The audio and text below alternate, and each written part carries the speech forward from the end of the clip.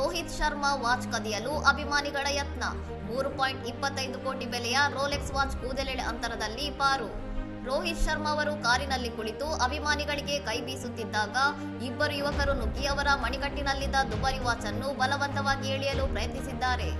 ಅಪಾಯವನ್ನು ಅರಿತ ರೋಹಿತ್ ಕೂಡಲೇ ಕೈಯನ್ನು ಹಿಂದಕ್ಕೆ ಪಡೆದು ಕಾರಿನ ಕಿಟಕಿ ಏರಿಸುವ ಮೂಲಕ ಕಿಡಿಗೇಡಿಗಳಿಗೆ ದೂರ ಸರಿಯುವಂತೆ ಎಚ್ಚರಿಕೆ ನೀಡಿದ್ದಾರೆ. ವರದಿಗಳ ಪ್ರಕಾರ ರೋಹಿತ್ ಧರಿಸಿದ್ದ ಈ ರೋಲೆಕ್ಸ್ ಜಿರಾಫೆ ಮಾದರಿಯ ಗಡಿಯಾರದ ಅಂದಾಜು ಬೆಲೆ ಸುಮಾರು 3.25 ಕೋಟಿ ಎಂದು ಹೇಳಲಾಗಿದೆ.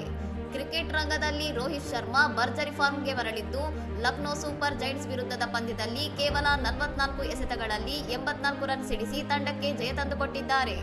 ಲಕ್ನೋ ವಿರುದ್ಧ ಗೆದ್ದರೂ ಮುಂಬೈ ಪ್ಲೇ ಆಫ್ಗೆ ಅರ್ಹತೆ ಪಡೆಯುವ ಸಾಧ್ಯತೆ ತೀರಾ ಕಡಿಮೆ ಇದ್ದು, ಶನಿವಾರ ನಡೆಯಲಿರುವ ಆರ್ಸಿಬಿ ವಿರುದ್ಧದ ಪಂದ್ಯವು ತಂಡಕ್ಕೆ ಮಾಡು ಇಲ್ಲವೇ ಮಡಿ ಪಂದ್ಯವಾಗಿದೆ. ಇನ್ನಷ್ಟು ಸುದ್ದಿಗಳಿಗಾಗಿ ನೋಡ್ತಾ ಇರಿ ಸೌರಂ ಟಿವಿ.